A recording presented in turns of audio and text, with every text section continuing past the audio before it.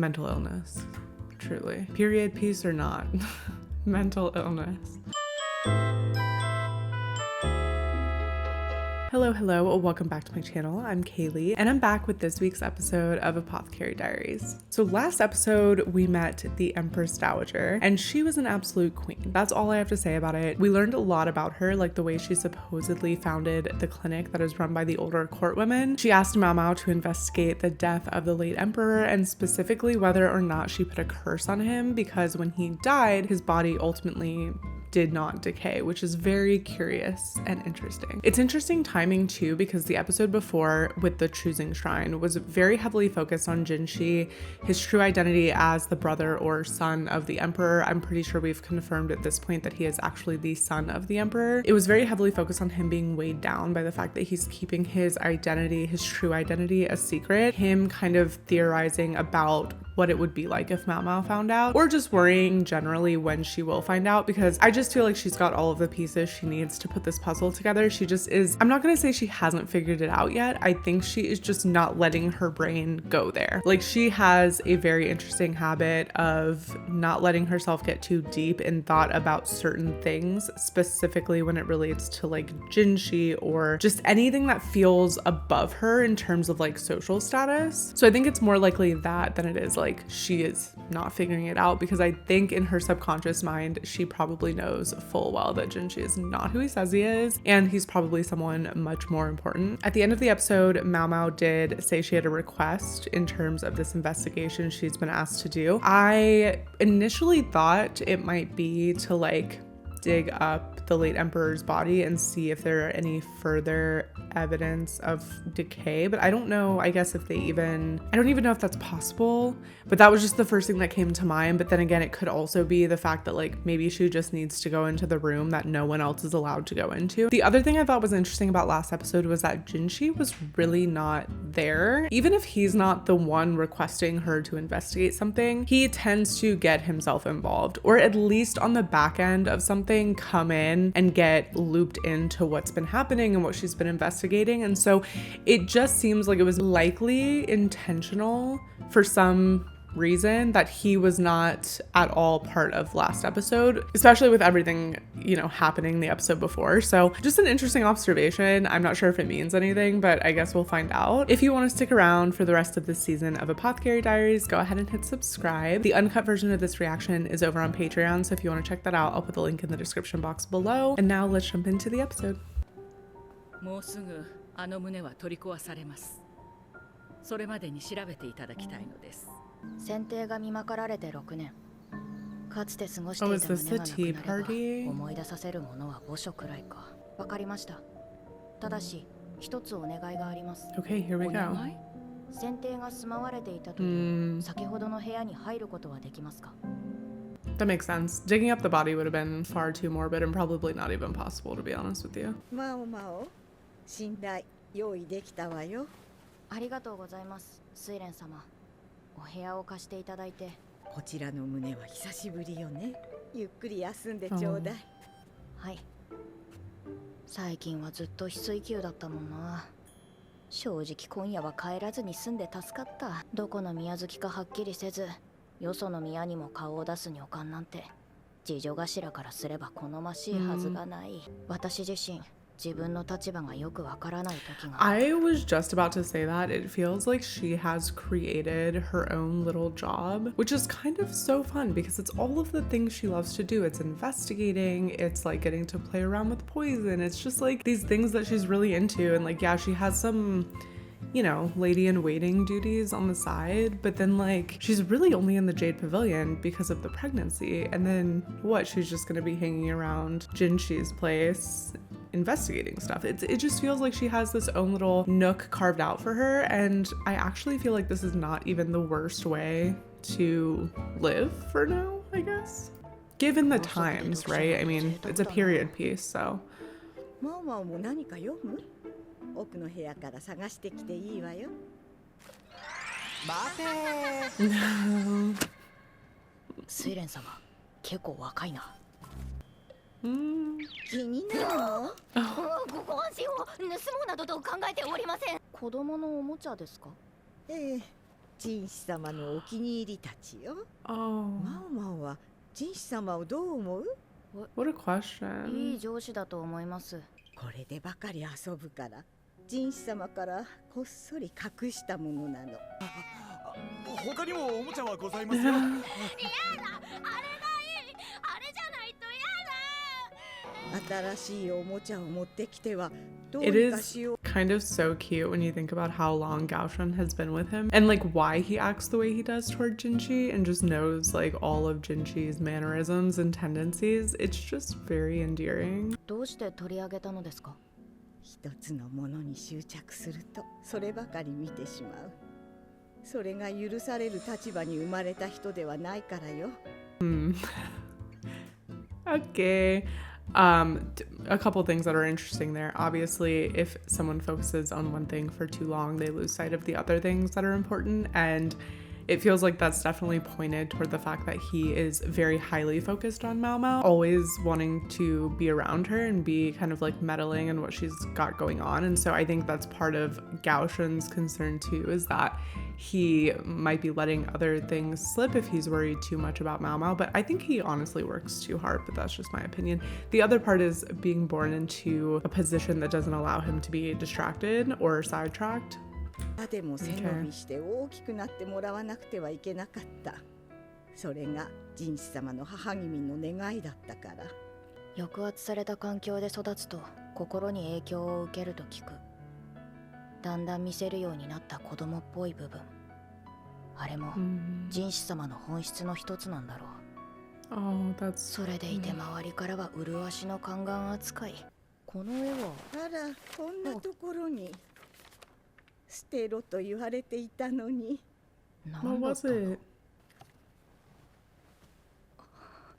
Okay, before we get into this part, that was a really kind of interesting moment in Mao Mao's mind, is like the recognition of his childhood could be the reason why he is so childlike with her. The way that she smiled thinking about that and thinking about how she sees a different side of him than other people see, I feel like is kind of what she was getting at. And I feel like she is actually happy about that fact, although she might not say it outright. I thought that was an interesting, because that felt a little bit different than the way she normally has her like inner monologues or inner commentary about him. So just, I don't know, おいしい interesting. よ。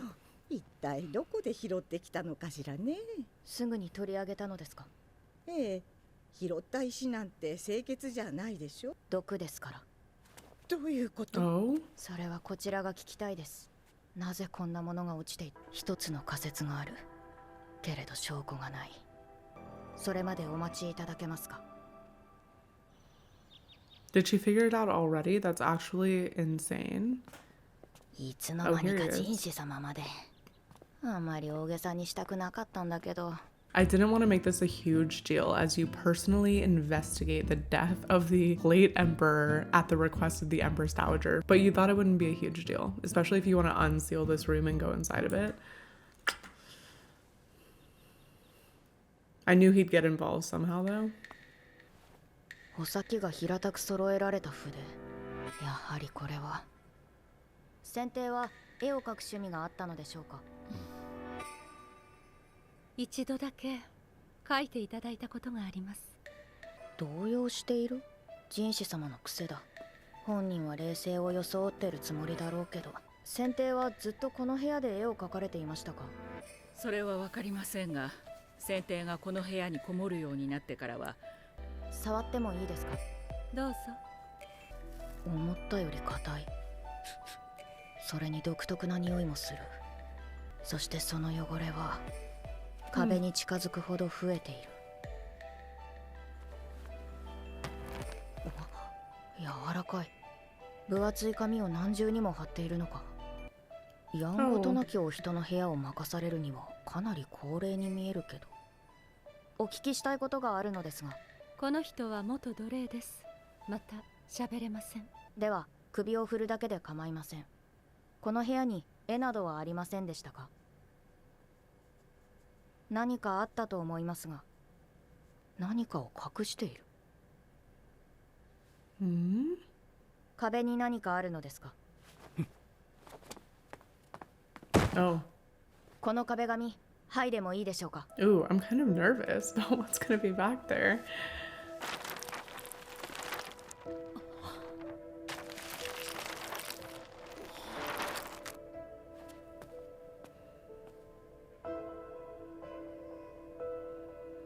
Oh.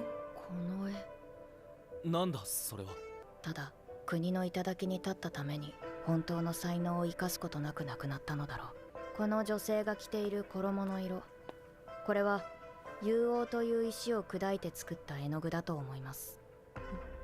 竜王は火毒と同じ毒性を持っています。そして火毒には物を腐りにくくする作用があります。竜王を元にした顔料を使っていたのです。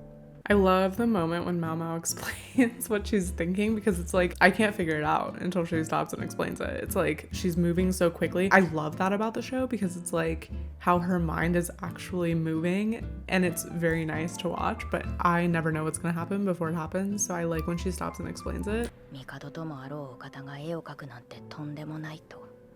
少なくとも周りはそう捉える。ま It's だ kind 弾 of 力 sad, がある。 honestly. この下に一体何枚あるんだ。先帝の母である女帝、この絵の女性は分かっていたのだ。自分の子が帝にふさわしい器ではないことを、このために何でもした女帝が最後に与えたのがこの場所と絵を描く道具だった。私が言えるのはここまでです。ええ、十分な働きでした。まるで早急の彼方にいる誰かに問いかけているみたいだ。なんて感傷的になってるな。 It feels like she is getting way more like sentimental, emotional. I feel like before she would very quickly push away or dismiss any emotional connection to really anything, right? Like I've said it before, but it feels like she views human behavior under like a microscope as if she's like disconnected from it, right? Like she's observing it happen, and now it kind of feels like she is looking through things through a slightly more emotional lens. And like even the smile after thinking about jinshi, I don't know, it just feels like there's some sort of shift happening. はあ、腹が立つ。 No. Okay. かすれていてもなお、あの方の存在感は大きいのね。私はこの絵の中にいるのかしら。いいえ、所詮私など通り過ぎるだけの存在。偶然先帝の手にかかり身ごもった幼い娘。そう同情する声もあった。しかし帝の性癖のことはあら She か was じめ知 so っていた。 young. そして幼い顔の割には所長が来るのが早かった私を父は都合のいい道具として利用したのだ。高級には中級妃の次女として入った。妃は腹違いの姉。長よ花よと育てられた姉は Oh 父の思 wow. 惑など知る由もなかった。ついに今夜帝がいらっしゃるのね。この前遠目にお見かけしたけど、とても美しい方だったの。 Bro, imagine knowing that he's a pedo and your dad just being like, I'm gonna set this up perfectly. I have a 10-year-old daughter. That's mental illness. Truly. お待ちしておりました。 Period piece or not. Mental illness. さあ、どうぞ中へ。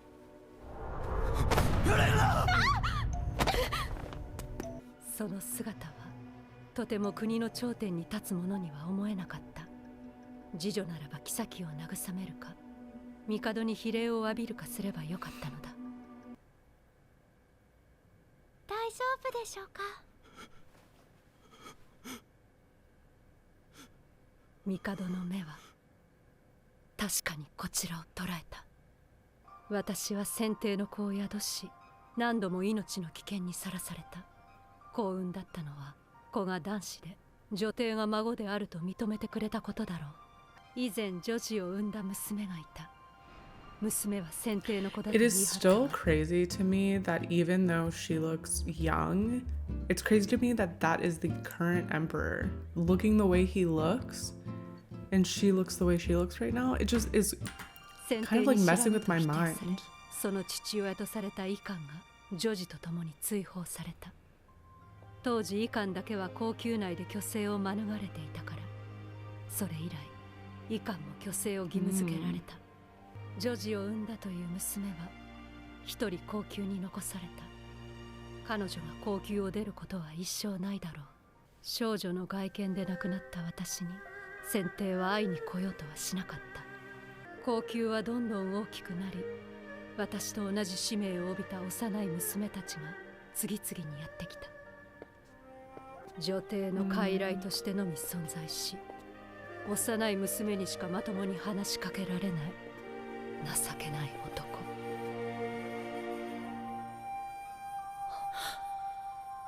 そんなものに忘れられるのは許せなかった。私が怖いですか？ Okay, maybe she is a little unhinged. Also, 私が大人の女になったから。oh, ネアの中、許しを請うて怯える男をいたぶった。男に手をかけられた幼い娘たち。 wait, no, she low 偉 key 大 is な a 母であ queen. る女帝よりも深く思い出につなぎ止めるために。その後先帝は心を壊してあの胸に引きこもった。 I don't know what his trauma was with like adult women, but I feel like whatever trauma he has that like makes him scared of interacting with adult women pushes him toward like children. And I'm not saying it's not right, but it is, there's something there. There's some trauma or あの connection 男は there. この部屋で女帝である母と野心のない娘たちばかり思い描いていたのだろう。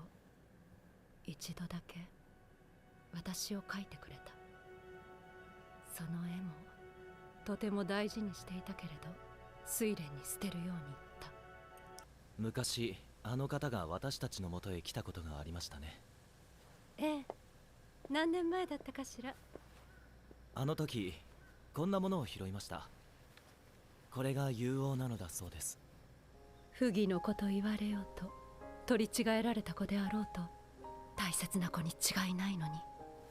一度私はあの絵を見たことがある気がします。この石を拾ったのはその絵を覚えていたからでしょう。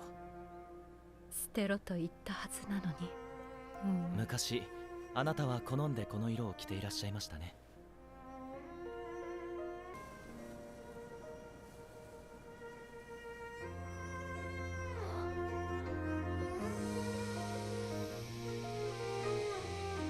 たまたまよ。あの絵の女性は本当に女帝なのでしょうか。あの時あの方は何を伝えようとしたのでしょう。知ろうとしないことを選んだ。それよりもあなた、ずいぶん面白い女官に目をかけているようですね。なかなか使えるものです。それが全てではないことくらいわかる。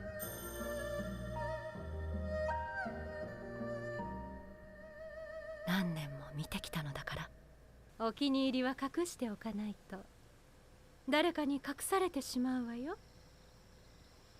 Okay, there's a lot of information in that episode. I feel like I'm not even gonna fully understand everything that was like said and everything that happened until I go back and like edit this and then rewatch it. But I did find it interesting. We got way more backstory about the Empress Dowager and how she ended up giving birth to the Emperor and how she ended up as a concubine and all of that information. I'm really interested in these moments between the Empress Dowager and Jinshi because obviously that is a pretty interesting dynamic and relationship there. Obviously she, from what we know, I guess I'm making the assumption that that is kind of like his adopted mom, right? Of course I have to talk about the fact that she completely called him out for liking maomao, and that was just chef's kiss. I think there have been so many subtle jabs and jokes about it, and even in the last episode you saw the Emperor kind of throw in some jokes and teasing here and there, but I think it hits differently coming from somebody who acted as a mother figure in his life. The fact that she can pick up on it and is very direct about it and also seems